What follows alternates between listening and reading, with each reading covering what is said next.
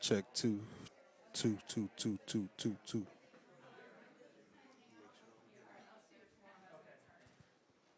Check two.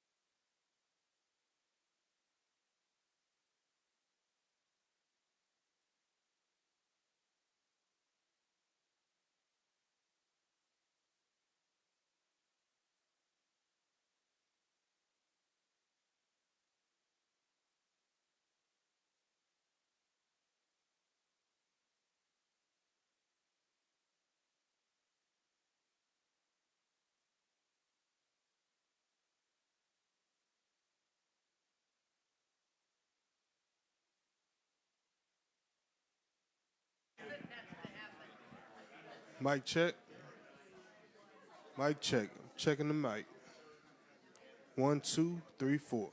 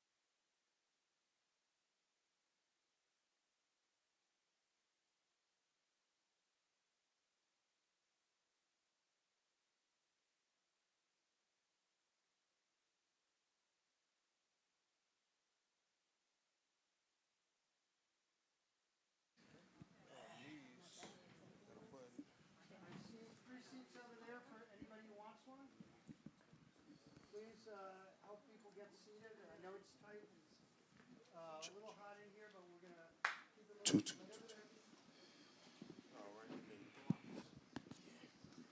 Testing. 1, 2. We're good. We got the best AV guy ever.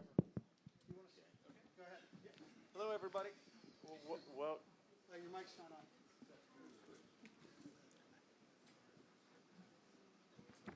Here, you want to use this one? it's on. You want to use this one? Hello, everybody. Welcome to Hill Center. My name is Scott St. Ange. I'm the development director. It's great to see so many supporters and future supporters here joining us this evening.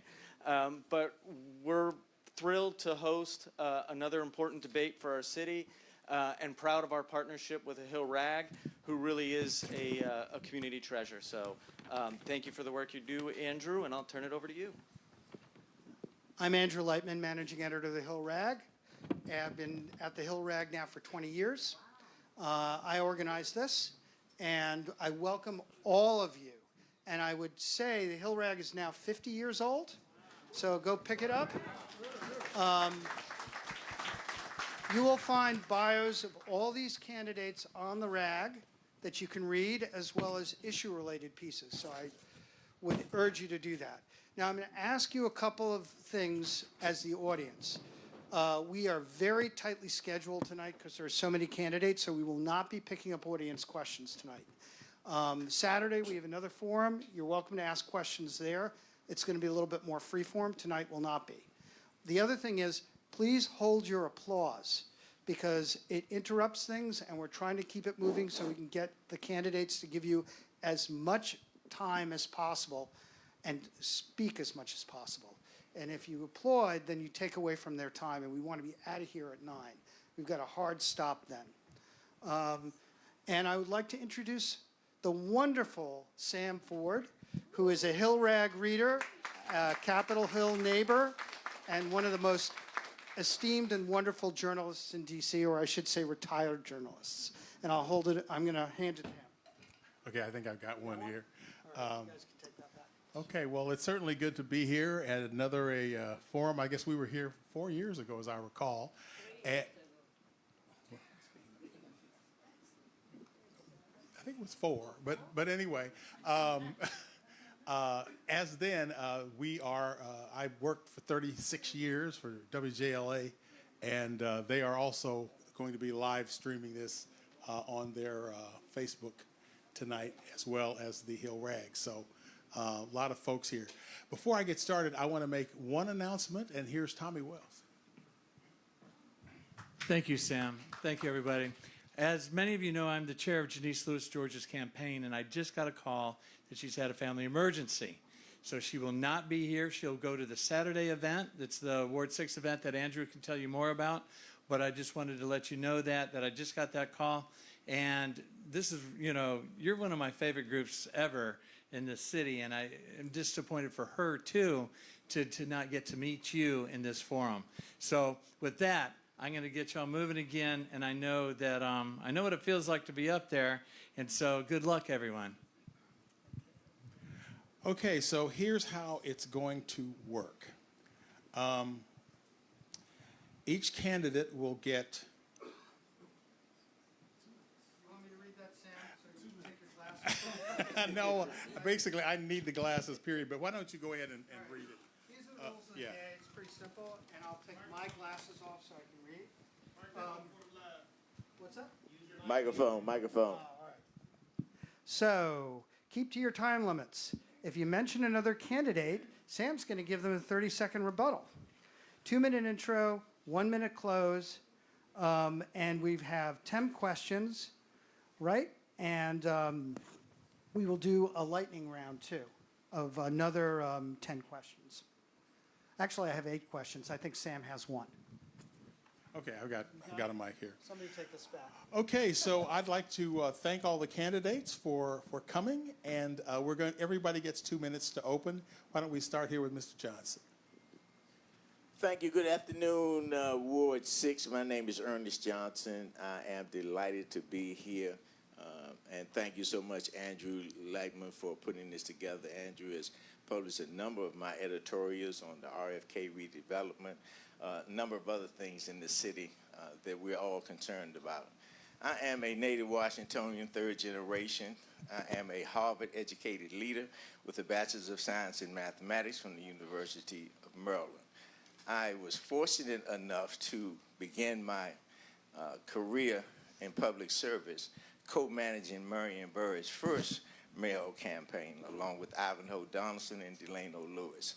So I have a certain amount of compassion for issues dealing with the District of Columbia.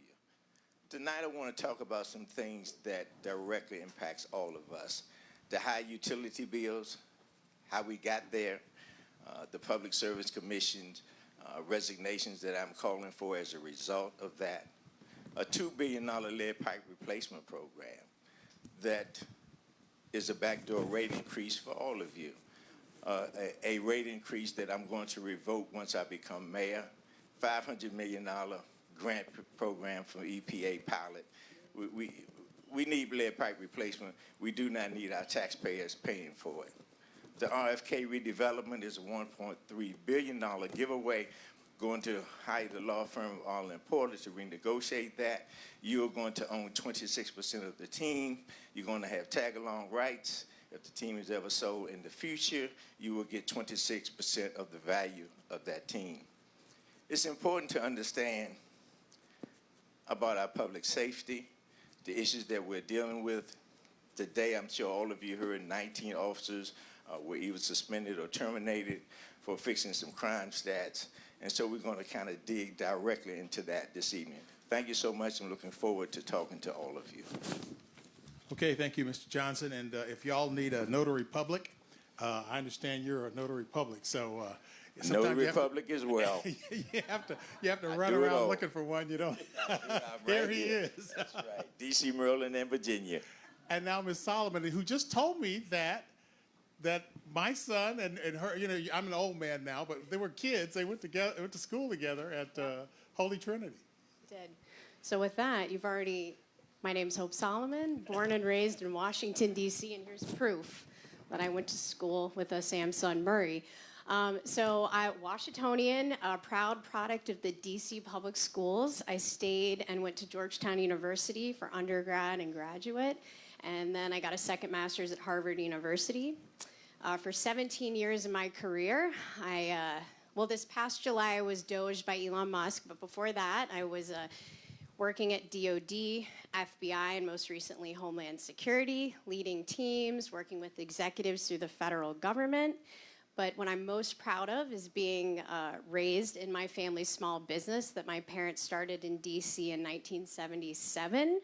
And when you run a small business, you get to know how the city works. You get to know where it works and where it fails and what needs to be improved. And the reason that I'm running is because I keep thinking of this question: is DC working for me? Is it working for you as residents? And I thought, all right, I'm going to get the signatures and I'm going to get on the ballot. And I'm proud to say this is a grassroots campaign. I see a friendly face. We have not paid anyone on our team. I'm proud to say that, yes, this is grassroots, $6,000, and you can get on this stage and run for mayor. And I'm really proud of that because when I decided to take private money and not take the fair elections, I didn't want to take tax money to run my campaign, and I think that's really important. So here we are running for mayor, and I'm just like you. This is what it looks like when someone sitting there 4 months ago decides to run for mayor, and I'm on this stage with all these wonderful candidates, and I look forward to tonight. Thank you. Thank you. And next, Councilmember Kenyon McDuffie. Thank you, Sam. Thank you, Andrew. Thank you, Hirag, and thank you to everybody who's here this evening. I think you all know how high the stakes are in this election. And that's why you all have taken the time to join us for this important conversation. My name's Kenyon McDuffie, and I'm running for mayor of Washington, D.C. I'm a native Washingtonian, graduate of D.C. public schools, somebody who didn't go to college right away. I worked carrying mail. I saved up. I went to UDC, transferred to Howard University, became the first man in my family to graduate from college. From there, I worked for our warrior on the Hill and your neighbor in Capitol Hill, Congresswoman Eleanor Holmes Norton, where I learned how to fight and deliver for D.C. I learned how to fight to protect our home rule and advocate for statehood for Washington, D.C. And from there, I went and became a prosecutor, fighting crime, delivering justice for victims, and then worked in the Civil Rights Division in President Obama's Justice Department, traveling the country, fighting to protect people's civil rights. And then I spent more than a decade fighting for you as a member of the Council of the District of Columbia. I'm running for mayor because I want to fight and deliver for all D.C.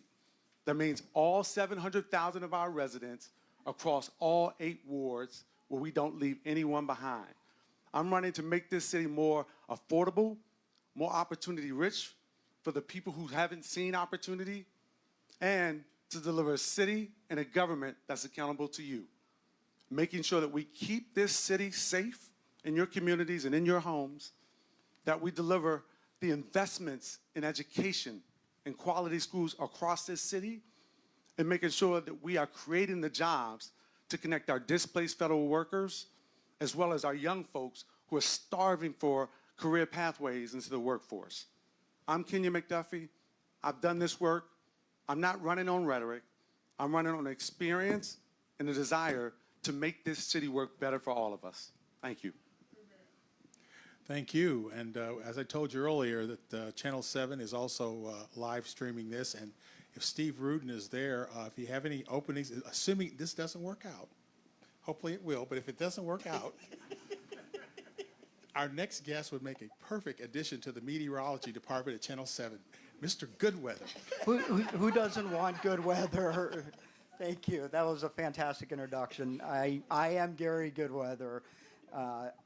First of all, I'm the first candidate in DC's history to qualify for the Fair Elections Program, public financing at the mayor level, having never held public office. And we did it by a lot of us just going and me walking the streets, because for people that want real change. I've spent my life in Washington, D.C. I built my life in Washington, D.C. I met my wife here in this city. Both of our kids were born and raised in this city. I've helped build communities and created jobs. And I, as a former Army officer, know how to get results from soldiers and how to lead teams to get results. And that is what Washington, D.C. needs now. We need results. And we need a city that supports its residents and supports its businesses. We need better educational outcomes. We spend more per student than any jurisdiction in the country, with some of the worst long-term outcomes. We will increase funding. We will hire more mental health professionals, social workers, special educators, and focus on the results that matter. And the results that matter, as I've come to learn, comes from the educators themselves, from the people that are doing the work, telling me what the results are that matter. We need a more safe city. We are going to aggressively hire more police officers in our city that can live in the city, afford to live in the city, and give them the best possible training. They deserve to be able to raise their kids in the city the same as with my kids and your kids. Finally, I'm going to create the Capitol Corps, a citywide civic organization that will provide education, training, and mentorship for our residents. It will be a generation-defining organization that will transform our city. Thank you. Thank you. Okay. And next we have former council member, Vincent Orange. Well, good evening, everyone. My name is Vincent Orange. I am a former Ward 5 council member, at-large council member, and the former Democratic National Committee man.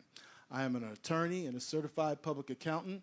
I possess a Master of Laws in Taxation from Georgetown, my law degree from Howard, and business administration and communications degrees from the University of the Pacific. I'm running because I believe that we need leadership that has institutional knowledge. I was here in 1999. I came onto the council when Mayor Williams was here and Sharon Ambrose, and we had to dig ourselves out of a hole. We had lost control of the city. The control board was running the city. We had junk bond status. We were scared of Y2K, and we didn't know what was going on. But we came together, and we created a plan called the Economic Resurgence of Washington, D.C. Citizens Plan for Prosperity, 40 action items. We executed those items, and we got rid of the control board. We balanced our budget for 4 straight years. We went from junk bond status to AAA bond status. We went from a mayor that had no powers to all powers being restored. But also, we were wise, because while the nation was going through a recession, we took advantage of it, because we were here in the DMV with the federal government and everyone had jobs. And that's when all our cranes went up. We started changing things around. I'm not Benjamin Banneker, but I did change the plan, the comprehensive plan for the rebirth of Union Market. Doug Jamal pushed me to get on the NOMA district creation by becoming the co-chairperson of the new metro station at that location. And I am the one that is credited for jumpstarting economic development, school modernization, recreation. I also brought the minimum wage, and I also created the D.C. Emancipation Holiday, which has been going on for 26 years. My name is Vincent Orange. I'm number 7 on the ballot, but I want to be number 1 in your heart and heavily 7 on the ballot come June 16, 2026. Thank you so much. Thank you, Mr. Orange. And finally, we have Rennie Sampath. Oh, is there something? No, there's nobody else down there. Just my notebook. Well, good evening, everybody. It's great to see you. I know you could be anywhere in the world right now on a Tuesday evening, but you're here on Cinco de Mayo here, and I really appreciate it. My name is Rennie Sampath, and I moved to the United States when I was 7 years old with my family in pursuit of the American dream. And unfortunately, here in DC, I believe the American dream doesn't work for everybody. And that's one of the reasons why I got into this race.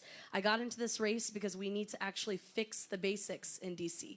DC government is fundamentally broken. We know this from a variety of statistics and anecdotes and stories from our own communities. For one, we have 3 times the national average for youth incarceration in the city.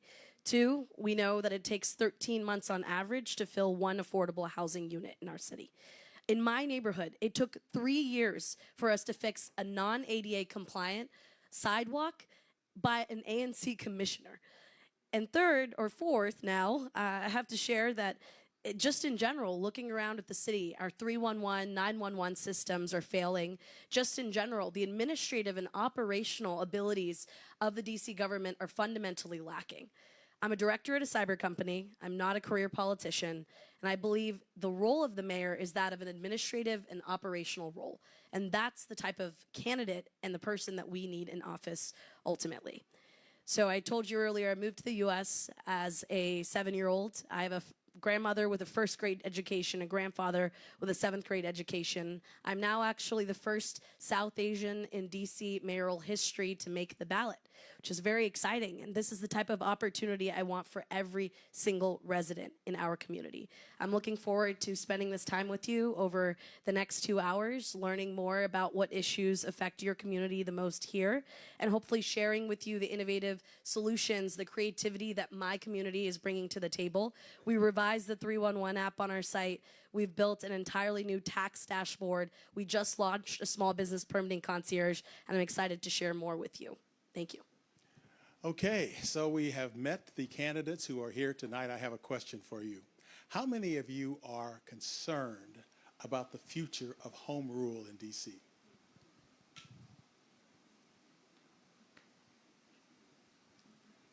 Okay, how many of you are not concerned about the future of home rule in D.C.? Okay, so some people just didn't feel like raising their hands. Huh? I'd like to hear from them if they're not. Well, it's Republicans have talked about getting rid of home rule in D.C., and of course, all of these candidates, of course, are opposed to that. They want to keep home rule, which is we've had here. And what I'd like to do is start down at that end with the Sampath, and ask the candidates a question, and you have a minute, I think, to respond. Is that correct? That's correct. A minute, okay. A minute to respond. What one thing are you going to do? You can get in Trump's face and say, that ain't going to help. In fact, it might hurt. So what concrete, serious, one thing will you do to preserve home rule, assuming assuming that's a threat, a real threat, and something that could actually happen. Yes. Well, I think the first thing is I think the Bowser administration should have never ceded any authority to the current administration. Unfortunately, Mayor Bowser gave an inch, and obviously you're going to take more and more and more from DC. And so that's the first thing. I think negotiating with this administration in that way is not a favorable place to be. So a concrete step that I would take is advancing statehood. Obviously, statehood is going to be an incremental journey, but the thing about statehood is that it will allow us to have control over our own resources, our own tax money, the $680 million that was decoupled by elected representatives, unelected by us. So these are the types of issues that I want to make sure we focus on by building a strong coalition, by making sure the Democratic senators are also fully bought in, because we know not the entire Democratic Party is bought into statehood for DC, and we need to push that forward by engaging influencers, congressional representatives, and other party players to make sure that's on the page. Mr. Orange. Mr. Orange. Well, I would say, in the words of John F. Kennedy, I will not negotiate in fear, nor will I fear to negotiate. I will make it very clear what is non-negotiable. Home rule is non-negotiable. DC autonomy is non-negotiable. And the pursuit of statehood is non-negotiable. But I do understand that there is Article 1, Section 8 in the Constitution that gives Congress oversight over the district. But within that realm, we can discuss what's going on in the District of Columbia. I want to know about the $10 billion he says he wants to give to D.C. I'm going to go check it out. And I also want to say that I think Mayor Bowser did an excellent job in preserving home rule. She did what she had to do under the circumstances. And I think we should applaud her for that. All of us may have done something differently, but she's leaving us with home rule, and it's our job to protect home rule. And the two times that we had an opportunity at statehood, it was the Democrats that let us down. The last time, well, I see my time is up, but hopefully I'll get to tell you about that, but it's twice Democrats let us down on getting statehood. Mr. Goodweather. Let me be clear. Appeasement doesn't work. We have seen that story throughout history, and that is not what's going to happen in Washington, D.C. The single biggest thing that I can do is run a government that lifts every D.C. resident up. Create a government that is so effective that we do not give an excuse to the Trump administration to come in and take away more of our rights. That starts with our budget. Under the Home Rule Act, and when we got, if we breach what's called any of the 7 deadly sins in Washington, D.C. under the Home Rule Act, number 1, our financial covenants. If we do not have a balanced budget, if we do not pay all of our debts, then that automatically brings back a financial control board. Trump gets to oversee appoint the overseers, and that is just the next step to him being able to take over our city. We're going to have a strong budget, number 1. Number 2, we are going to gain control, and ultimately we'll have the ability to completely get a congressional review out, and we are going to get control back of our courts. Thank you. Councilmember McDuffie. I'm going to be crystal clear. I'm going to use every single tool at the mayor's disposal to fight and protect our home rule. I'm going to make sure that we have a more collaborative relationship with the Office of the Attorney General. We're going to invest in the Mayor's Office of Legal Counsel and litigate using the Constitution of the United States and the Home Rule Charter where necessary. In short, I'm going to work with the federal government where possible, but I'm going to fight back where necessary, making sure that we're working with our delegate and the council and the OAG's office so that we are a unified front as a one District of Columbia government to advocate for statehood and to protect our home rule. We're not going to let anybody from outside of this city, whether it's Trump or anyone else, threaten our home rule without a fight. Ms. Solomon. Can I borrow this, Ernest? Yes. Okay, so when I think of, obviously, balanced budget, we've heard about that, but you asked the first thing, and it is getting our house in order, and my head goes to public safety. We need to fund our police department. We need ICE and HSI agents out of our hair. And that is with a balanced budget and we prioritize public safety.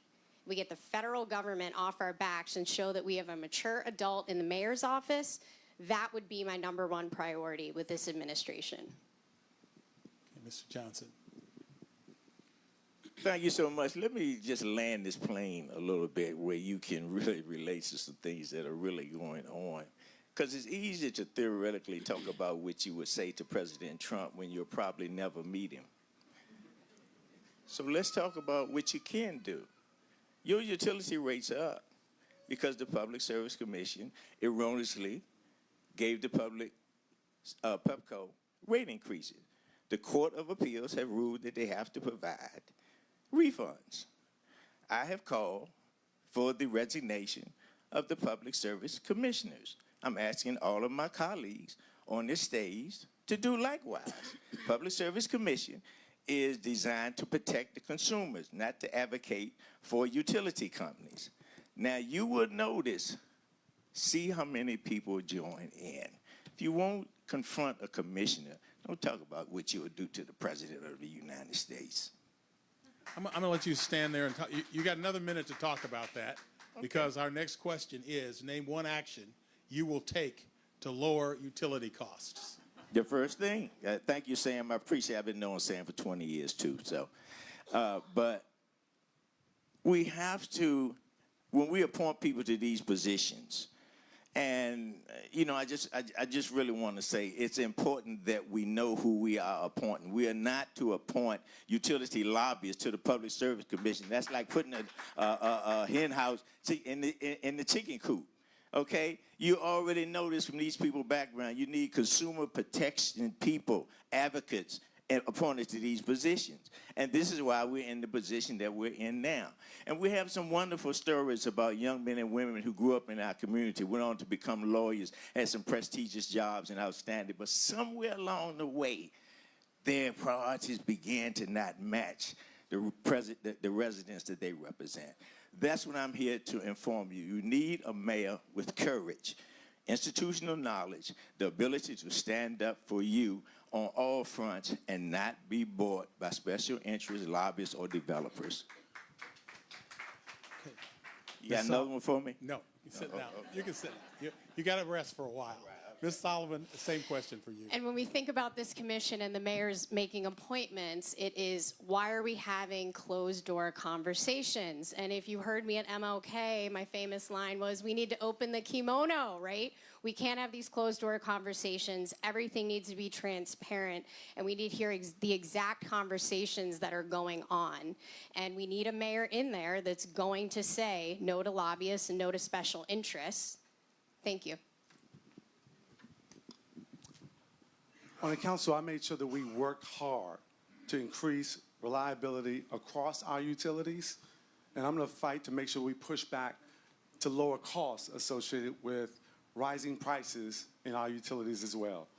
The same way that I pushed DC Water to do the Clean Rivers Project and end the flooding in Bloomingdale as Ward 5 council member, the same way that I pushed PEPCO to do a DC plug project to underground lines to increase reliability across the District of Columbia, in particular in communities that had some of the worst reliability. I'm going to make sure that we establish an affordability docket and appoint PSC commissioners as well as a Office of People's Counsel that's going to be supportive of an affordability docket. We're going to make sure we have automatic enrollment for low-income and senior citizens so that they can afford to pay their utilities. And then we're going to hold data centers accountable, since they're the ones that are primarily driving up your utility bills, because that's 60% of the cost of the increase that you all have seen. I have a different solution. Washington, D.C. is going to be one of the leading producers of clean energy in the country. We are going to invest in technologies that already exist. That includes community solar, urban geothermal. This council has continued to push policies that are antithetical to reducing your utility costs. Kenyon and Janice have specifically voted to put more regulations on, more requirements, I should say, that actually increases your utility bills. We will become a clean energy supplier in order to be able to bring down utility bills. Ultimately, and the NRC just had a rule change this week, we will build a fourth-generation nuclear reactor on federal land to be able to bring down electricity costs, and we can do it quickly, and we can do it cleanly, and it'll immediately bring down all of your utility costs. Wow. I'm not sure that that's going to bring down utilities costs right away. So what I'm going to do is I'm going to utilize the office of the mayor. I'm going to call in the utility heads, the chairman of their boards, and the president and CEOs, and have a real discussion about utilities. And, you know, where are we going with this? And make the case to lower the rates. Make the case that, you know, it's just unaffordable, and that even in the long run, they're not going to be able to survive if they push all of us out. Then the second thing I'm going to do is I'm going to call in the public service commissions and go over the law with them and ask them, what are they doing? You know, what is the role of the Public Service Commission? And I don't think any of them have been called in and held accountable. We keep talking all this rhetoric, but it's here and now. What can you do now? Who can you hold accountable now? And with the office of the mayor, we just have to utilize the power of that office and put pressure where pressure needs to be put, because right now the pressure is on the consumers every time they have to make that monthly payment. We have an affordability crisis in the city because the city has been bought and sold, frankly. We know for a fact that the Green Team controls sizable portions of our political scene. There's a political machine in the city, and we prioritize loyalty over expertise. We know the DHCA executive got a $40,000 bonus the same year we had the highest vacancies in affordable housing units. That's unacceptable. We're having an affordability crisis because we're electing career politicians who are in the back pockets of corporations and utility providers. That is the elephant in the room.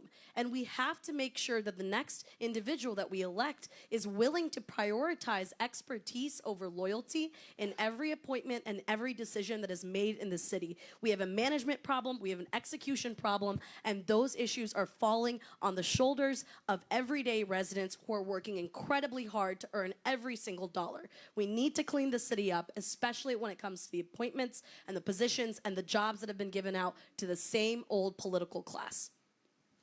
You know, if you live in this neighborhood, you have seen major changes in traffic patterns. I mean, for example, up here at 11th and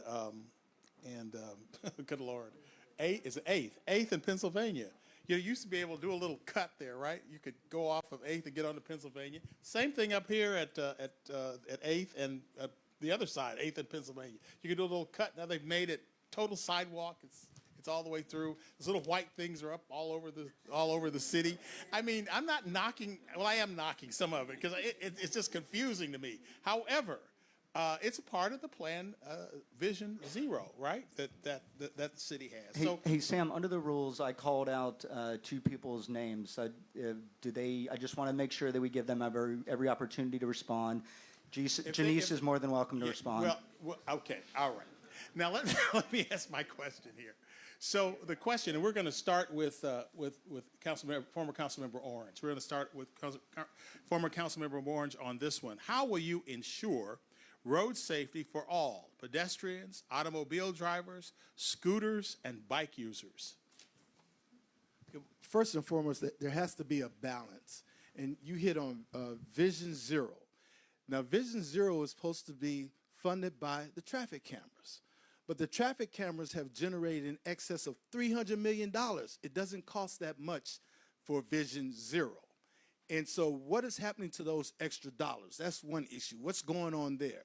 Now with DDOT needs to be called in because you're absolutely right. I don't understand what's going on in this city. It's one thing to have 50 miles of bike lanes, but what about all the drawings in the street?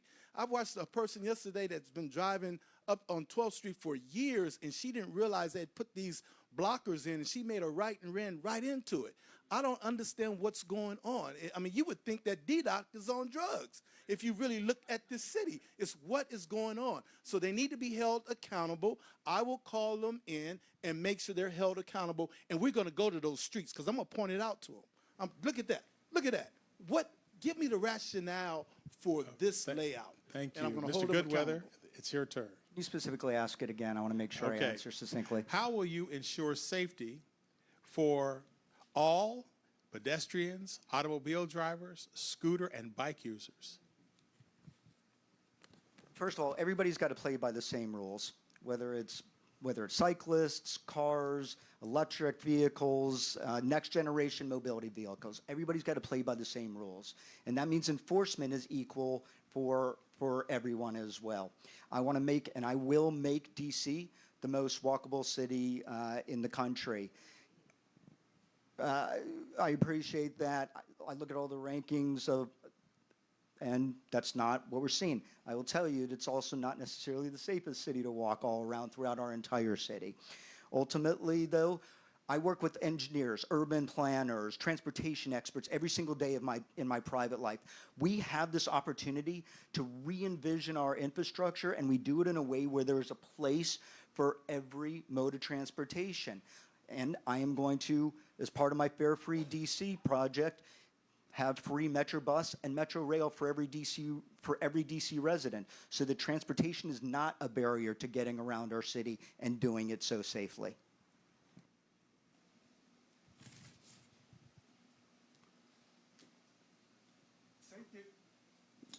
Safety across the District of Columbia includes safety on our roads. But the reality is, we're not going to ticket our way to Vision Zero. We have to invest in it.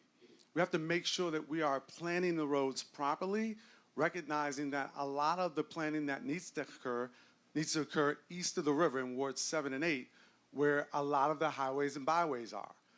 We're not going to ticket our way to Vision Zero.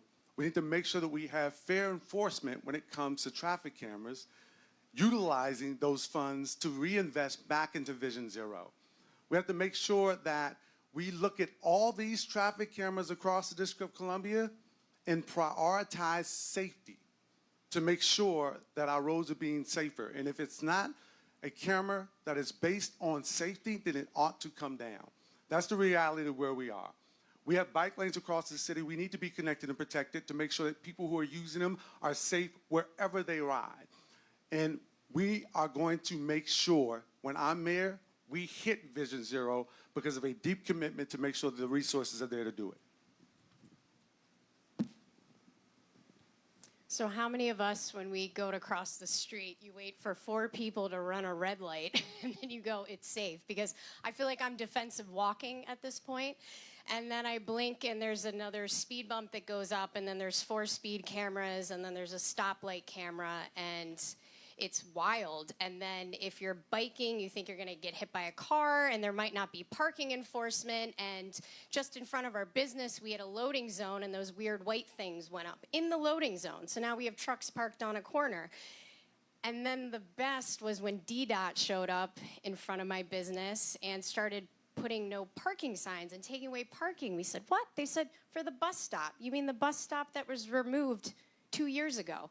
So this is why I'm running for mayor. We need a city that works for us, that knows the rhythm, and that there's community input and there's transparency. When decisions are made, everybody in the community is part of the meeting. Remember what I told you about public courage when I first stepped out?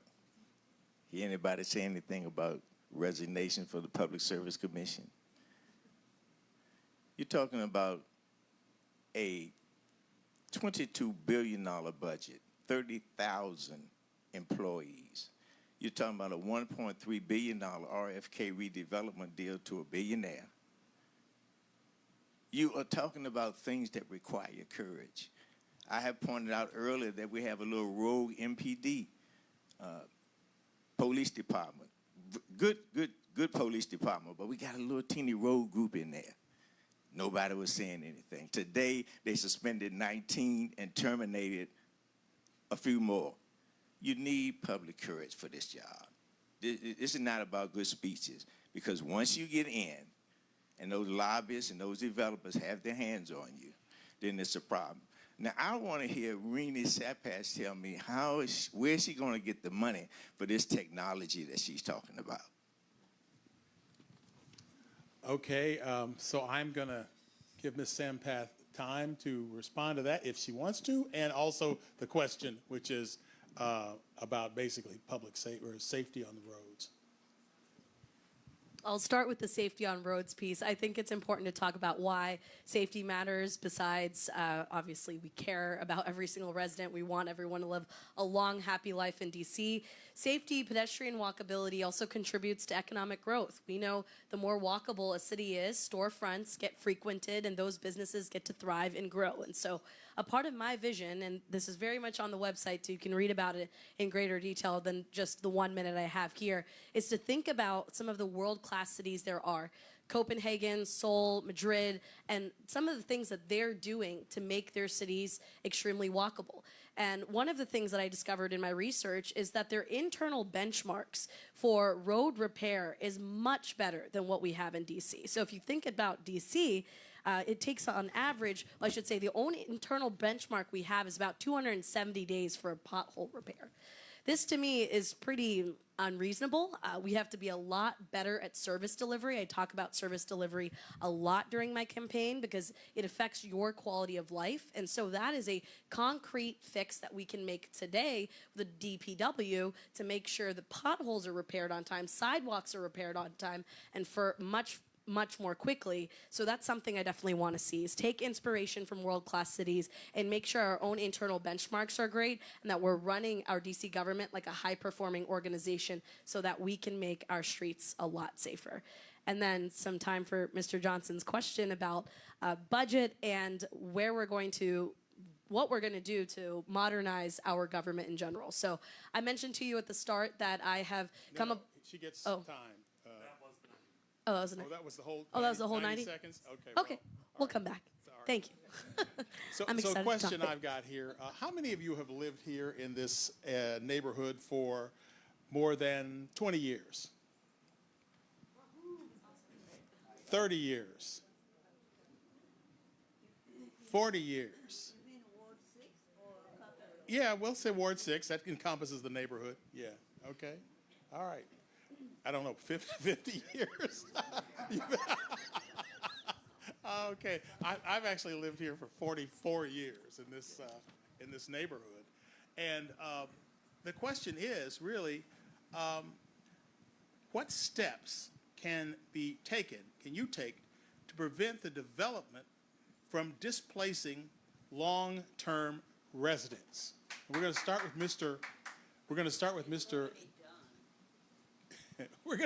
Mr. Goodweather. It's a myth that you can't sustain the communities that already exist and be able to grow them.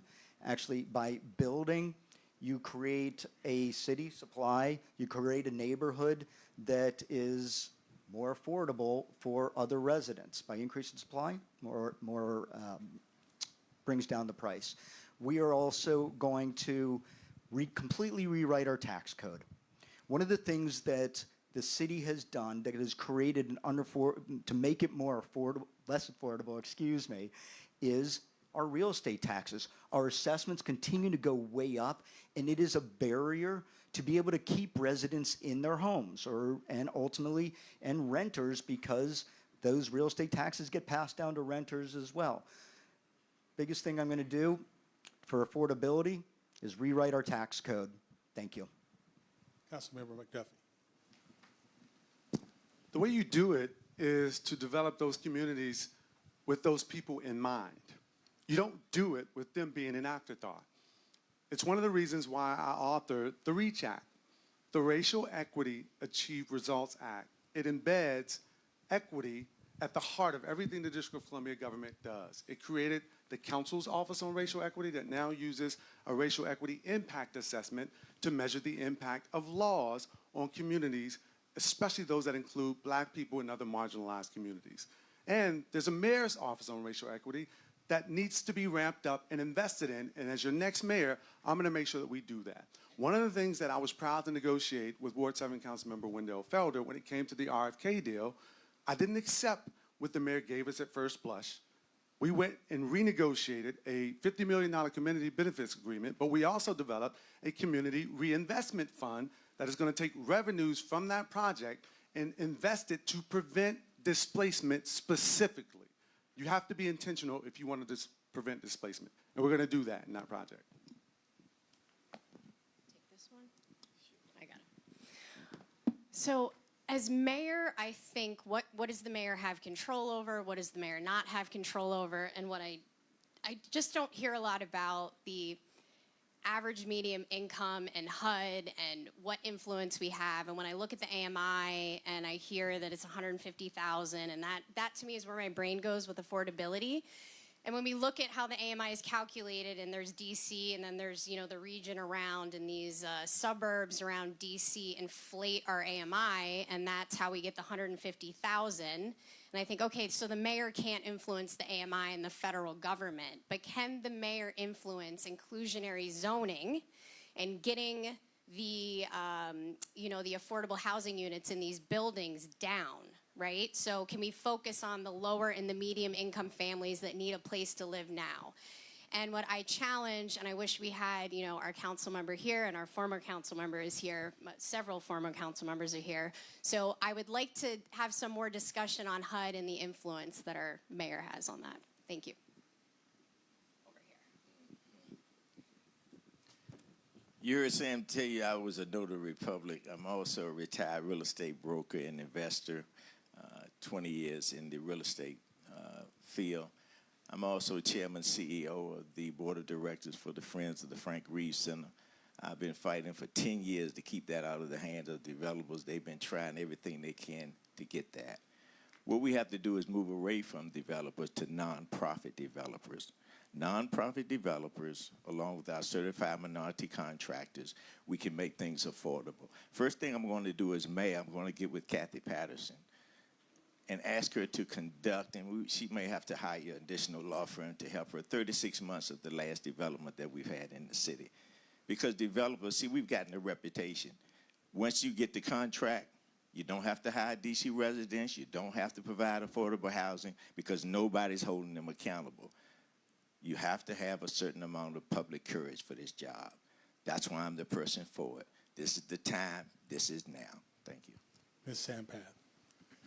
So I'll start at the top. I think every development plan in the city needs to be paired with a race and equity plan. That's something that I will do as mayor. I will make it public. I will have a trackable dashboard so folks can see what the milestones are. So what do I mean by that exactly? So if you look at a situation like housing, one, we need to obviously build more homes. We do that by upzoning.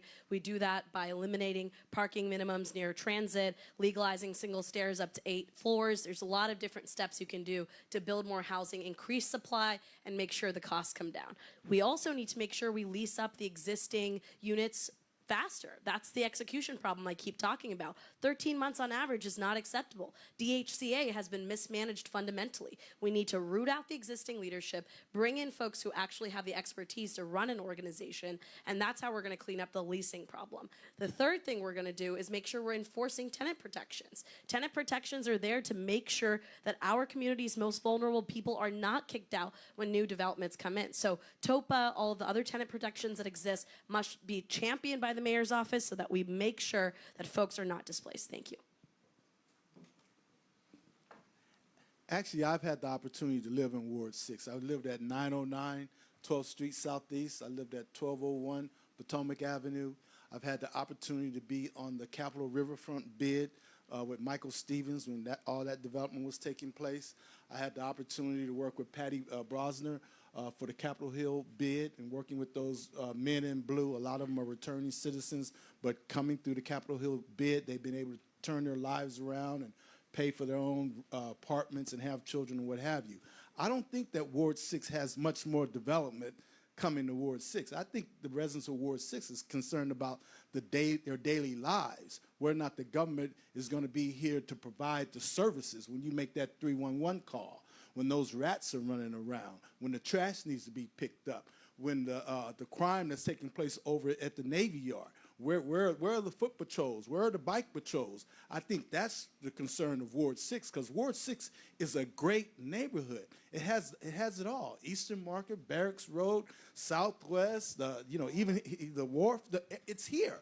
Now it just needs to be protected and be vibrant and make sure that everyone can enjoy it. Okay, we got to listen to Brandon. He's the time man. All right. Okay. So we finished that round, right?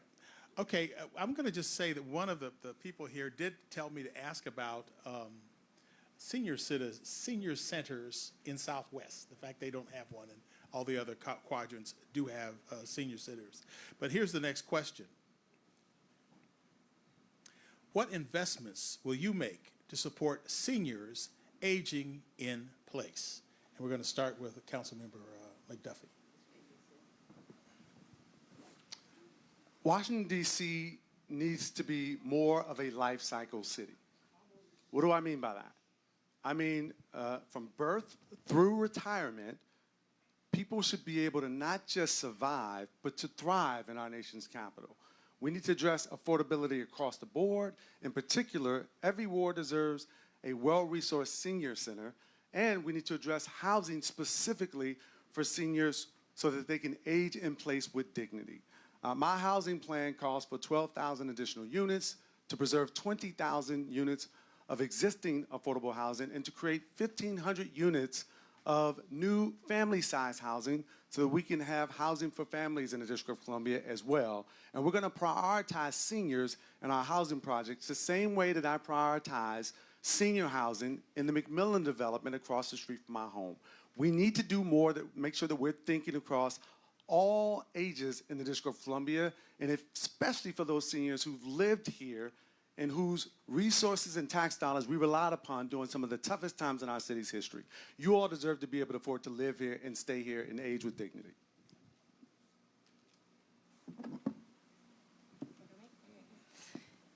So I grew up in a neighborhood that was privileged to have a Boys and Girls Club.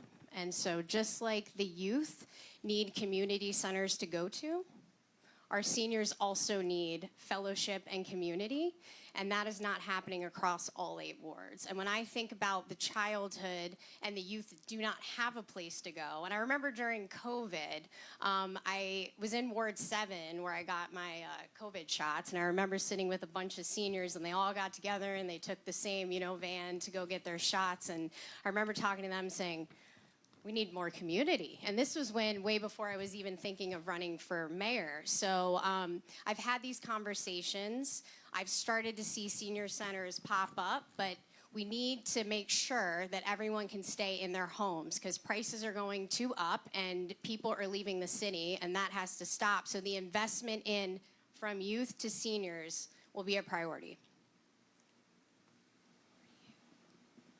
Listen, right now we have really got to stick together.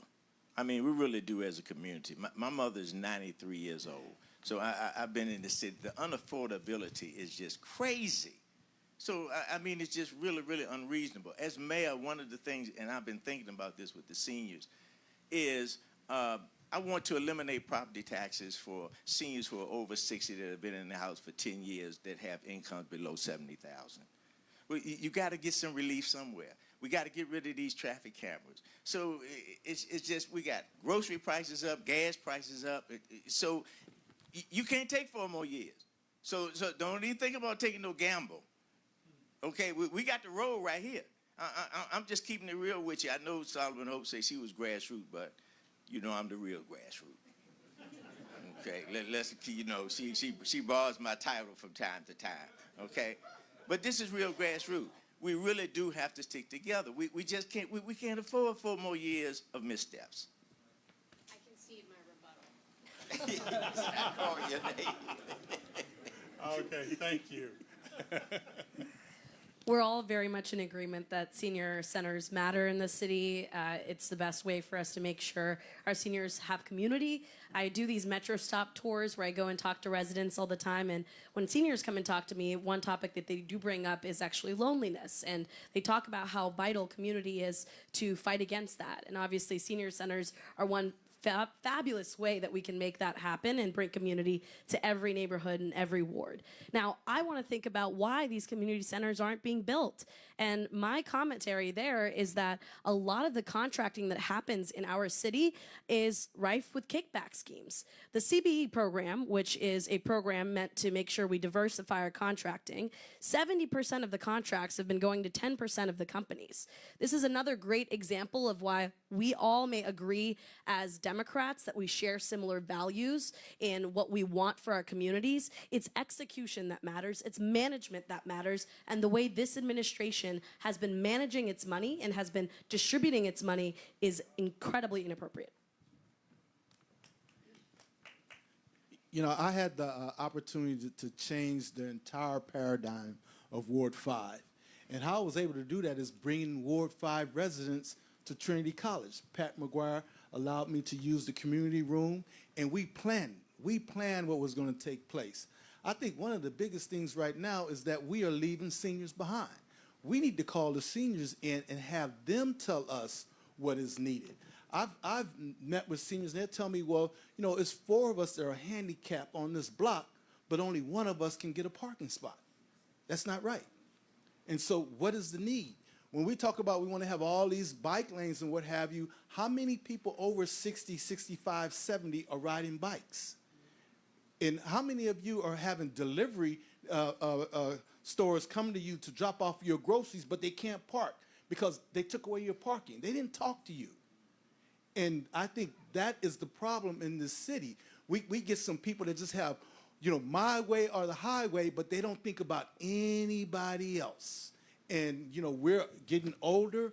We need to be talked to. We need to be addressed so you can tell us what is needed for you. We need to create a city that our seniors can afford to live in. I'm committed to building 50,000 multi-generational homes in our city by 2032. These multi-generational homes, and where seeing our seniors live now, we're going to provide incentives for them to be able to provide upgrades so that they can stay in their residence.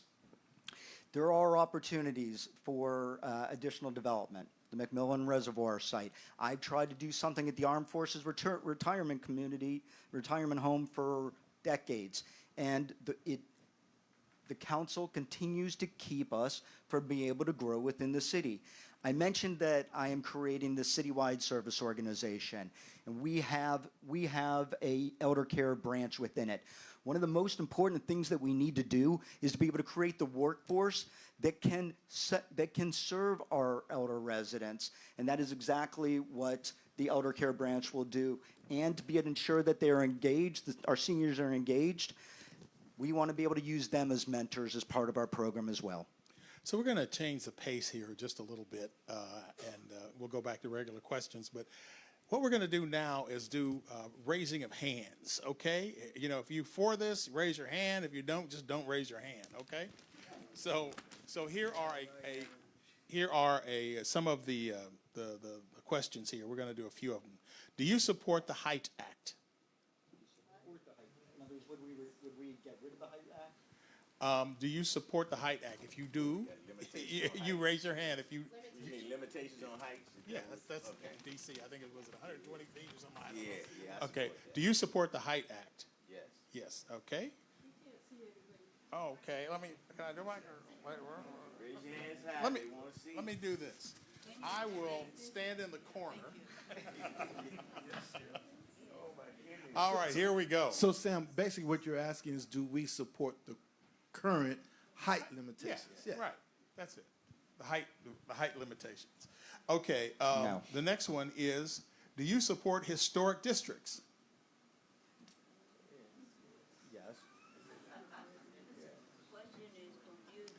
Okay.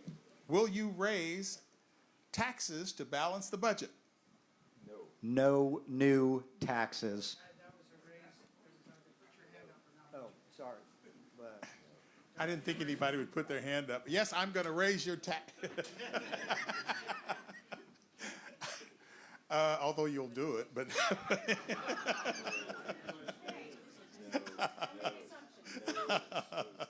Okay. what is your primary means of transportation? And I'm going to go down the line and just ask. Mr. Johnson. Okay, here's the list. Primary means of transportation: bike, scooter, car, feet, train, bus. Okay, so Mr. Johnson, what is your primary means of transportation? Uber, Metro, and feed. Okay. Ms. Solomon. Feet, Metro, car. Councilmember McDuffie. Feet and car. Okay, Mr. Goodweather. Feet, Metro Rail. Car, Metro. Okay, Ms. Sampat. Walk. I love to walk. Walk. Okay, so those are it. Okay. Next question. Have you visited a DC public library or recreation center in the past month? Yes. Okay, well, let me do it this way. Have you visited a DC public library in the past month? Yes. Have you visited a DC recreation center in the past month? Yes. What, for candidates forum? Is that? I mean, I haven't been to one. So I was just wondering. Oh, okay. Okay. Will you end the cooperation between MPD and ICE? Would you consider any of your opponents for a role in your administration? Will you keep the current chief of MPD?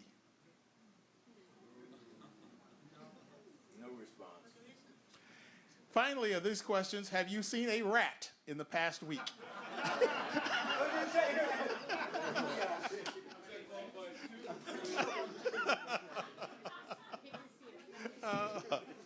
Okay, all right. Well, we'll get back to the regular questions here. What steps will you take as mayor to protect the LGBT community in Washington? I'm starting with Ms. Solomon. Hello? Okay. So I live in DuPont Circle, and 17th Street is my home, and I was raised in this wonderful city, and we have one of the largest LGBTQ communities in the world. So it's actually paramount that we continue to protect this community. And I think it's so cool that we had one of the first divisions within MPD that we had on the force. And so I got to meet, the assistant chief and everything that was leading that force. And that's what DC is all about. I remember my mom taking me down to the mall as a kid, and when the AIDS blanket was spread out, and that was very cool. And it's part of the fabric, right? You can't live in DC and not prop this community up and be a part of it yourself, no matter what your background is. Thank you. Going this way. This way. No, we're going to go, Mr. Johnson. We're going to keep going. Going this way. Yeah, we're just going to keep going in the same direction. LGBT is very important, and they're always talking about LGBT rights and whatnot. I have some other concerns. I mean, I met with LGBT. Their headquarters was in the Reeves building, as many of you know. So we've had quite a few meetings. But I also have some concerns about some abuses of some LGBT rights. We have some members on MPD that I understand have been taking some unnecessary liberties when searching young people. I've gotten some of those complaints. And I think it is important that everybody's rights are important, but I think we have to begin monitoring everyone's behavior if they're a part of the DC government. I think that's really essential. One of the things that I have mentioned to them is, why have we never not had a black president of the LGBT group? I noticed that a lot of those minorities are not often represented in those high positions. Thank you. Next, Ms. Sampat. A couple of us were at a youth mayoral forum a couple of weeks ago at Trinity, and one thing I wanted to say very boldly in the audience to the young people was that the LGBT community is my community. I believe I'm the only queer or out queer mayoral candidate, and it's really important for me to share that so that others know that this is something that you should do. You should run for office. I'll start there.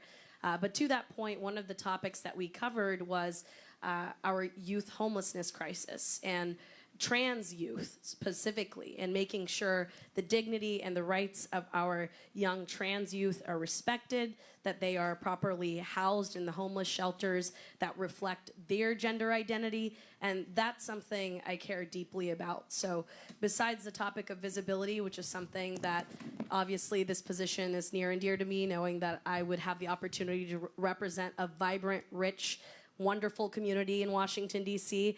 I also want to take very significant and material steps to make sure our trans youth are protected in the city. I will continue to working with the LGBTQ community. When the late Jim Graham and we got together and we actually introduced legislation that was passed to make the LGBTQ office permanent so it can never be dismantled. I also was the one that got legislation passed to prevent discrimination in the workplace against pregnant women and the transgender population. I'm the only candidate, I believe, up here that has performed a gay marriage in my office at the Wilson Building when I was in office. So I will continue to work with the community, but once again, it's having the community come and tell you what is needed at this point in time. So I will continue that work. When I'm mayor, I'm creating an Office of Inclusion, and I'm going to bring the Office of the ANC up from, I'm going to transfer it from the council to the mayor's office. And there will be an LGBTQ plus partner within that Office of Inclusion. By bringing the ANC's office directly under me, it gives me a direct line of communication to be able to communicate with DC residents and vice versa. But I want to give you why I feel strongly about what I am doing. I took an oath to the Constitution once to defend everyone, to defend enemies foreign and domestic. When I am mayor, I will take another oath, and that is to protect every DC resident. And that means every DC resident without exclusion, and using every power that I have to do so. Thank you.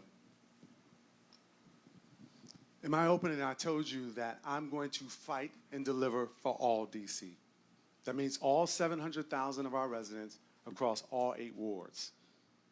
The thing that makes DC special isn't the downtown office buildings, not even just the malls, the monuments, and museums. It's our people. It's our beautiful diversity. And you're going to see a mayor who respects and protects our LGBTQ community. Just as I've done as a council member, where they've been represented on my staff intentionally, just as I've done on my campaign, where they're represented in our campaign, it's going to be the same thing that I do as the next mayor of the District of Columbia. I'm going to fight to make sure that we protect our beautiful diversity so that everybody understands in this city, especially our marginalized communities, including our LGBTQ plus community, that they are respected and protected as long as I'm a representative of this city. My next question, we start with Mr. Johnson. What steps will you take to protect our immigrant neighbors? Well, I think illegal immigration is a very important part of our community. We have been under attack from the ICE administration, from the ICE, from the current administration, and a lot of our community don't feel safe at this point. So I think providing safety for our immigration community, but I think a pathway to citizenship is very important as well. But for me, our budget and our priorities have to be for DC residents.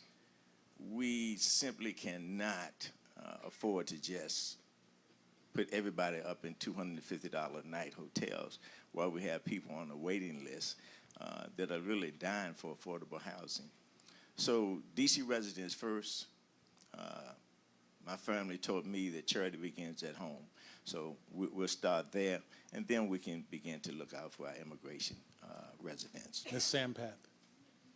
This was certainly a big topic during the Latino Caucus Forum, and it was a very good conversation with the community. And so there's a few different items. One, I think we need to focus on language access in the city. I got in this race because I believe we need to fix the basics of government. Hopefully it's evident by all the statistics I've shared with you and the administrative issues I have with our city. So language access at all levels so that we as a immigrant community know what is actually available to us, what resources are available to us. Secondly, we have to end data sharing between MPD and ICE. We all pretty much shared that perspective, but I will also add to that that we don't know what kind of data sharing is happening currently because there isn't transparency between those agencies. We don't know. So my first day in office, I'm going to make sure we order an audit and that audit is actually fully published to people so we know historically what that data sharing has looked like, because public safety starts with trust in our law enforcement, trust that the people who are there to serve us can take care of us. So those are just a couple of ways that we can serve our immigrant community. I will definitely protect the immigrant population to the extent of the law, to the full extent of the law. And also, I will call upon the Attorney General and whoever the delegate is for us, and we're going to have our own summit to make sure that we're on the same page as it relates to our immigrant population. So if we're on the same page, then we can be a united force, and then we can protect everyone. So some of my policies, we haven't talked about education yet, but I'm going to make UDC tuition free for DC residents. And that means immigrants, anyone else. If you're a DC resident, you can go to the University of District of Columbia tuition free. If you're a DC resident, you deserve the protection of the Metropolitan Police Department. If you're a DC resident, you deserve to get any of the programs that we have available. If you need a voucher for rent, you can get a voucher because you're a DC resident. So there's no discrimination in terms of DC resident. You come under that category, then you get the full benefits of being a citizen of the District of Columbia. First thing that I'm going to do is strengthen our sanctuary city protections. I spent a lot of time trying to understand this because there was a lot of rhetoric around this over the past few years, what it means. And now I've come to believe and understand that our sanctuary city protections, that is an American value. Yes, I'm going to end the collaboration between MPD and ICE, but I'm going to take it a step further too. There will be no federal interference, no all churches, schools are off limits. None of our residents will be taken and charged without a judicial warrant. And we are going to provide, I'm going to create a fund, a defense fund for our immigrant residents so that we are not just saying that we are going to be behind them, we are putting our financial resources to be able to defend them because they are DC residents, no matter how they got here, and my oath is to protect every DC resident. I'm not just going to talk about what I'm going to do. It's going to be backed up by my years of service, making sure that we fight to protect people. My years of service as a civil rights attorney in the Obama administration, fighting to protect people's civil rights. We're going to continue the work that I've done as a council member, reforming our criminal justice laws. As the debate rages around ICE and the need to wear body cameras, I authored our city's police one body camera legislation. My record is strong when it comes to defending people's rights, and I'm going to continue that work as mayor. As mayor, I'm going to make sure that we fully resource our immigrant legal grants program so that the grants are flowing to lawyers who represent our immigrant population. We're going to make sure that the resources are in the Office of Latino Affairs is fully staffed and resourced, and we're going to work with those organizations that know the communities best to know that they have a champion in this office. We already said I'm going to end cooperation with ICE because I believe what is happening right now is eroding trust in our law enforcement. So ending cooperation with ICE, with our MPD, is paramount. And I think another way that we can support our immigrant community is, as a small business owner, part of the backbone of the city is small businesses owned by immigrants. And when I was around, getting my petition signed and going in and talking to the small businesses, it was, I'm scared to come to work, I'm scared. So part of it, yes, is ending cooperation with ICE, but it is lifting up our community that is the backbone of this city. And throughout every ward, we have small businesses, and we are not doing enough to protect them. And as a small business owner myself, when you have to deal with costs going up, permitting that takes forever just to keep your doors open and making sure you hit payroll and that you can keep all of your employees in your small business paid on time, that's the struggle. And as mayor, I will prioritize all of those businesses through grants and making sure that our budget is balanced and we prioritize small businesses throughout this entire city.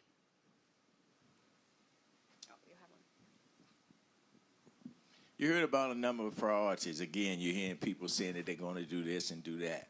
Right now, see, I'd like to talk about what's going on.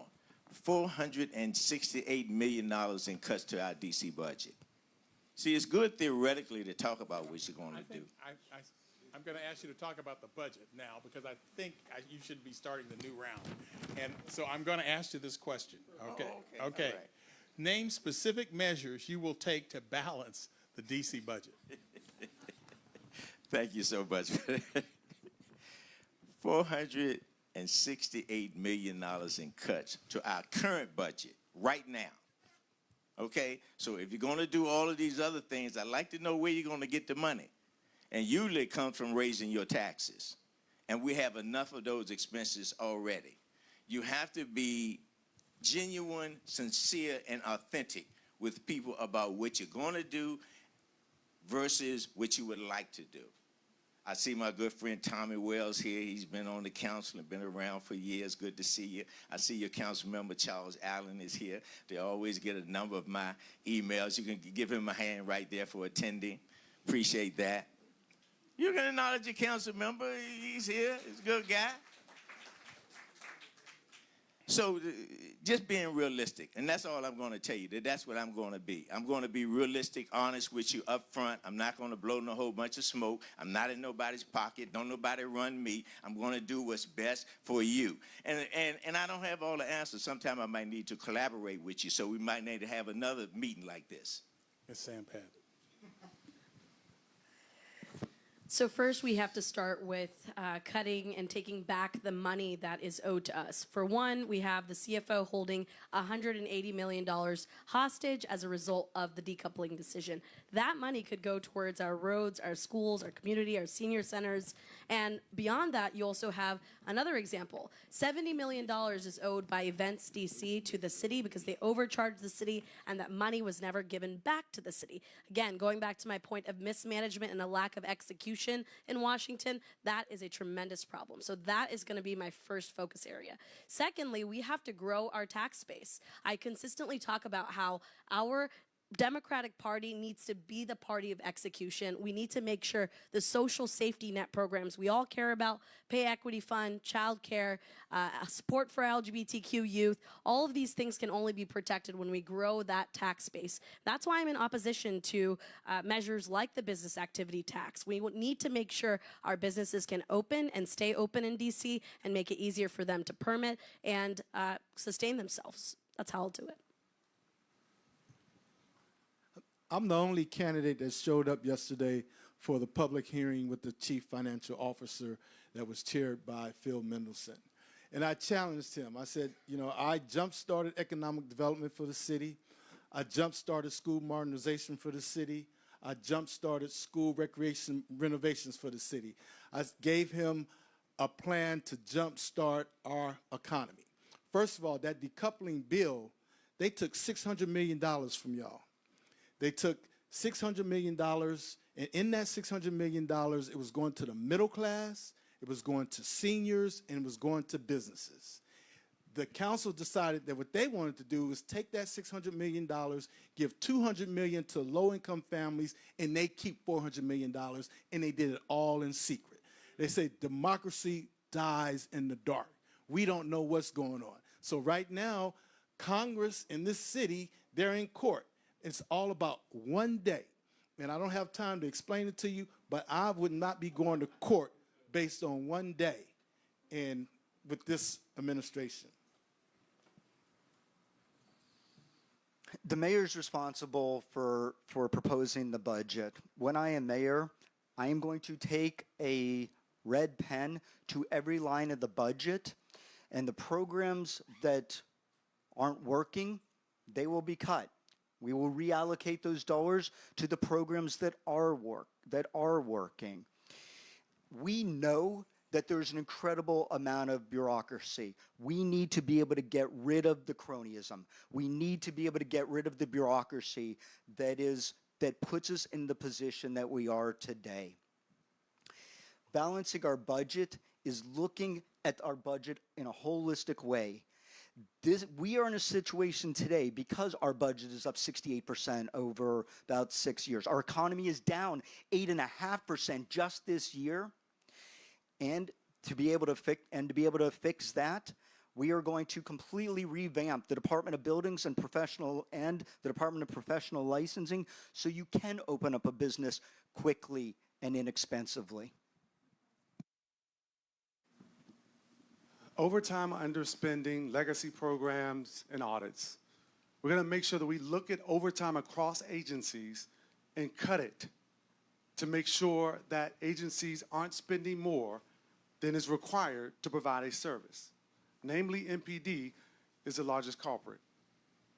They spend way too much in overtime at MPD. We need to staff up properly, hire the officers that we need, address the morale issues, and reduce overtime spending across the government.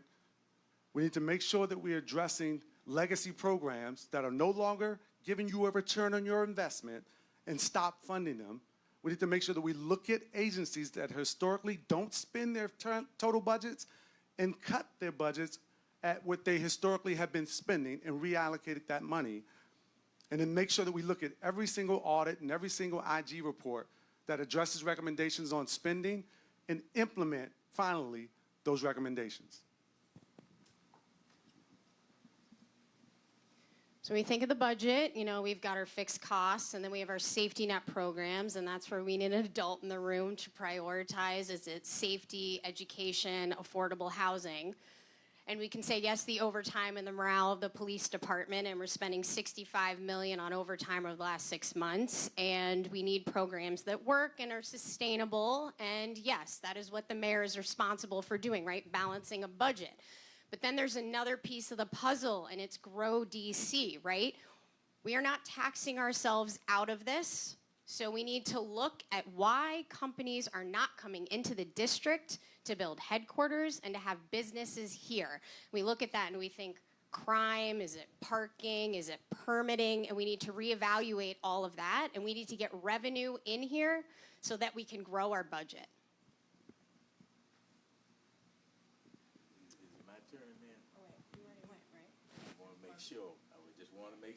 Okay, yeah, you talked about that. That's right. I guess we'll go to Ms. Sampath for the last one. Get my questions in order here. Ms. Sampath, what concrete steps will you take to improve DC public safety? I look at DC public safety as a systems issue. So there are multiple aspects of this. We obviously have enforcement, and we know that there's a cultural problem in MPD where there's $75 million in overtime being charged. We saw the latest news about the officers that are having to step down. And this is a human capital issue to me. I've been a chief of staff over an organization of over 400 people. I know what it means to hire right, retain, manage the budget, and make sure an operation is running smoothly. So MPD enforcement needs to be stabilized properly and cleaned up and run properly. So that's item number one. Then there's the restorative justice piece, which is the prevention, which is making sure we're investing in our diversion programs, which is making sure that we're not just simply expanding pretrial detention because we think that that's going to be what's right, that we have to use evidence and research-based approaches, and that's where the money that we are getting from MPD running smoothly and efficiently needs to be going towards. And so I see it as enforcement and restorative justice to make this city work better. First and foremost, it's prevention when possible, preventing crime, enforcement when necessary, but opportunity for all. Now, at the same time, you know, this council, they created the narrative of defund the police.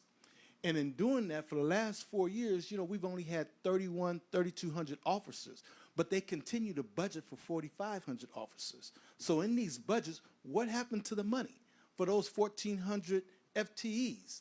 They talk about Vision Zero. Vision Zero is about 125 million, but you're generating 300 million, 350 million. Where's those dollars?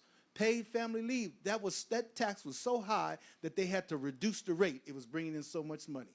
Did the businesses get a refund? No, they didn't. What are they doing with the money? And that is the problem. I hope that if you get an opportunity to watch the exchange between Chairman Mendelson and myself yesterday, and as we talked about this, and he did not deny it.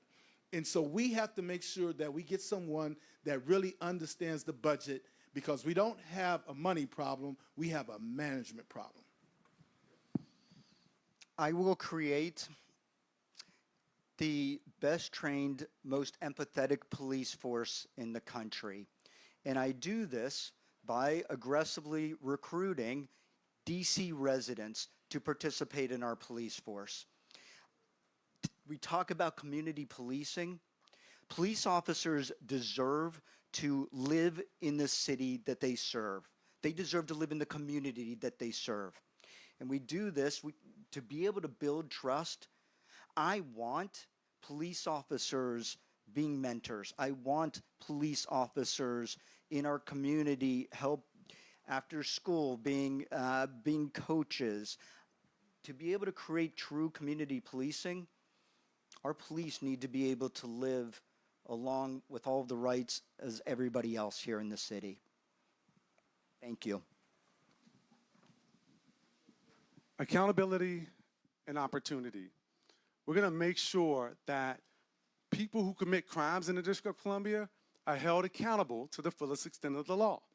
And we're going to do so swiftly and certainly. We're going to make sure that our Metropolitan Police Department has all the officers that it needs so that we can reduce overtime, boost morale, and address burnout. We have way too many officers who are leaving the department, not because of retirement, because they're burnt out. So we're going to make sure that we enforce the law and hold criminals accountable. But we're also going to make sure we're investing in community violence prevention in a way that has the fidelity needed to make the Office of Neighborhood Safety and Engagement work, where it is evidence-based and data-driven. And finally, we're going to show up in communities where these young folks are coming from and usher in opportunity to make sure their schools work, to make sure their rec centers are fully resourced and staffed, and make sure that they have all the supports and services in their own neighborhood so they don't have to leave to show up in other people's communities. So currently, our police force is around 3,100, and we need to get up. We need to fully staff our police department. So I'm going to throw 3,800 officers out there. There's also this element of how do we retain our officers? So we have a morale issue, so there needs to be a paradigm shift, right? We need to have officers that are fully trained, that are not overworked. We heard the 65, 75 million overtime over the last 6 months. And then there is this element of community policing. And I know in my neighborhood growing up, we knew our officers, they knew the rhythm of the community, you could walk down the street, they knew your family. So that's the DC that I think we were aware of. And officers came out of their neighborhood, and then they joined MPD, and some of them became school resource officers, and they knew the school, and they knew the families. And that's what we have to get back to in the city. We need to have our police a part of the community, and we need to train up our officers and make sure that they're paid. Remember what I told you earlier, Ernest Johnson. You have to have a certain amount of public courage. We don't have 4 years to waste. Now, we have two gentlemen on this panel, both have represented Ward 5 between them for 30 years. I'm not going to call their names because then they'll have opportunity to rebut. So let me do this. Let me do this, okay, Sugar? Let me do this, okay? So let me tell you what's going on in their ward right now. Between 2023 and today, there's been 274 homicides.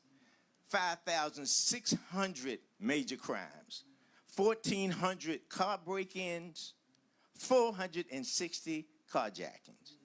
What I would like to know, and I'm going to call on my friend Vincent Orange, what would you do differently as mayor to prevent what's going on currently in the ward that you represented for 13 years?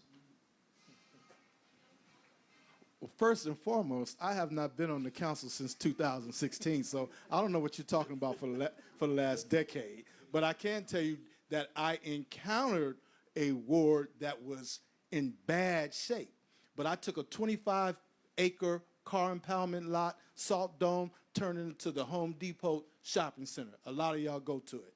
Followed it up and created the Costco shopping center. Followed it up and reopened McKinley Tech as McKinley Technology High School. Followed it up and redid Turkey Thicket, Brentwood, and North Michigan Park Recreation Center. So right around Ward 5, where there's a good quality of life, Brooklyn, North Okay. Michigan Park. We're good. You know, All right. oh, sorry. Yes, sir. You have the floor as well. Go ahead. First of all, I'm not going to talk about homicides and then laugh about it. I grew up in this city in the 1980s and 1990s. I know what it's like to hold a friend and watch him bleed out of my arms. It's one of the reasons I serve today, to try to keep communities safe. I know what it's like to go to sleep with the sounds of gunshots and wake up to the scenes of yellow tape and bloodstained streets. It's why I authored the NEAR Act that ushered in a public health-based approach to crime prevention and intervention, making sure that we show up in communities with resources, connect young folks to opportunity, give them training, connect them to jobs.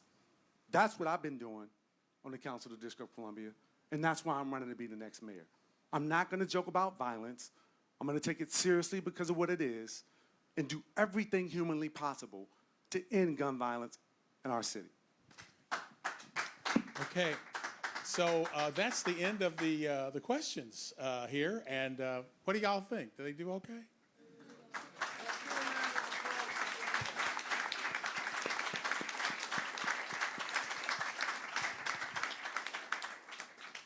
So they get a 1 minute, 1 minute to make a closing statement. And I think the way that it rotates, I think we start with former Councilmember Orange.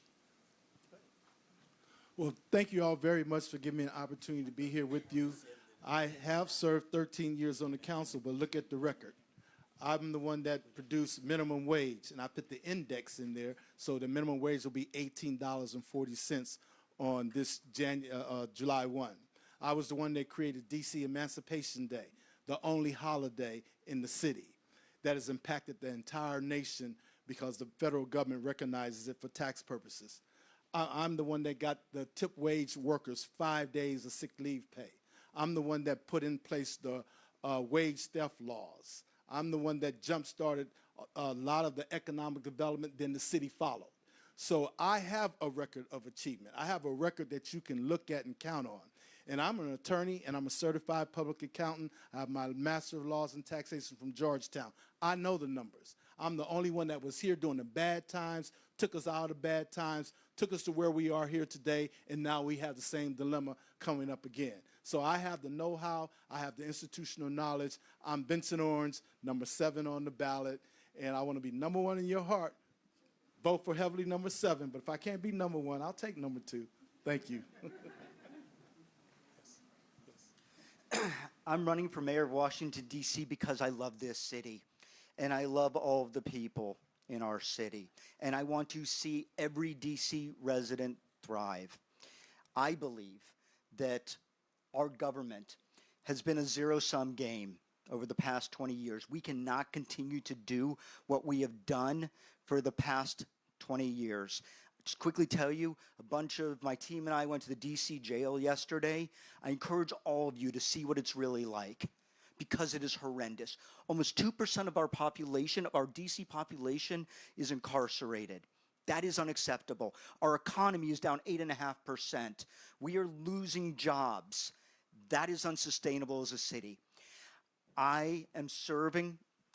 I have a master's degree in finance or master's degree in MBA in finance. I know how to create a budget that can work for every DC resident. And I work off the premise that every DC resident can be lifted up. I am running because I want to serve you. Thank you. I want to thank each of you for your participation and being here tonight. It shows how much you care about this city. And I'm running because I care about this city too. I love this city. It's the reason why I ran for public service to begin with. It's why I came to the council and served 13 years delivering on comprehensive campaign finance reform, delivering on comprehensive code of ethics reform, delivering on the Neighborhood Engagement Achieve Results Act, ushering in crime prevention and intervention laws that were transformational, working to put millions of dollars, hundreds of millions of dollars into our Housing Protection Trust Fund, and delivering economic opportunity. It's because I want to make this city more racially equitable, more socially just, and more economically inclusive. My 13 and a half years on the council, not a single day felt like an ordinary job. This work is my passion, it's my purpose. And I will serve every single day to make sure that I keep you safe, invest in education and quality schools, create jobs by investing in businesses in this city, and making sure that we deliver a government that works for all of us. Thank you. I grew up in DC, where my childhood was sitting at the counter at People's Drug. It was taking the bus downtown to get my, first day of school outfit at Woody's. It was probably shopping in almost every small business in Northwest. It was coming over to Capitol Hill when we needed a break from Northwest and eating out like a Berto's or, going to a cafe for coffee. It's these memories of why I love living in the city so much. And as a small business owner, when you ride the waves of the economy here and you say, man, it's hard, and why does everything feel like it's working against me? But you love the city so much that you keep going. And if you want somebody that's lived every cycle, every phase of their life, that cares about this city, that's gonna hire good people to, work in my cabinet, then consider hopefordc.com. My name is Hope Solomon. Thank you so much. It's funny to me how anybody who's been on the city council for 13 years, claim to raise $1 million in one day, can even ask to be promoted to be mayor of the District of Columbia. This record is abysmal. And we cannot stand for that under any circumstance. This is not about no good talking. This is about the record that we can see. 274 homicides, 5,000 major crime units.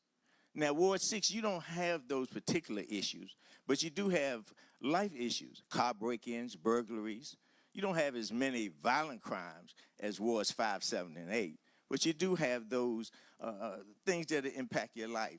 And those traumas exist throughout these wards that we have to really work on. So it's important. We don't have 4 years to waste. We really don't. We've paid these people a lot of money to be in these jobs. Let them go work in the public sector. Right now, we need to fix our community. We need to get serious about it and understand that it's us for us. Last word, Ms. Sampan. So my community and I got in this race about 2.5 months ago because we want DC government to fix the basics. We think that DC government is not delivering on the fundamental promises of government, the municipal promises, your roads, your rats, your trash, all the things that matter to you, but also the equity and justice issues, grocery stores in Ward 7 and 8, making sure healthcare is accessible to every resident in the city. These are the issues DC government must work on, but it was very quick that we realized that DC government does work. But it works if you have power. It works if you are an elite in the city. It works if you have connections. And what we can do is allow the next generation of leadership to come in and clean this up and make sure that we have new voices and new energy.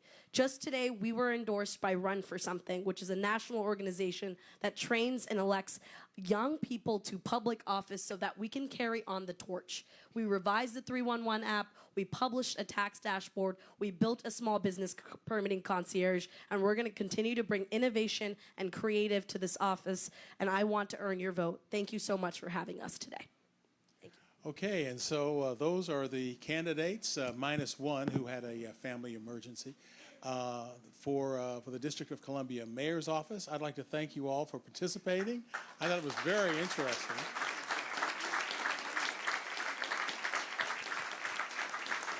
And I would just like to say, as a 44-year resident of this neighborhood, it's certainly good to be here and to see a lot of my neighbors.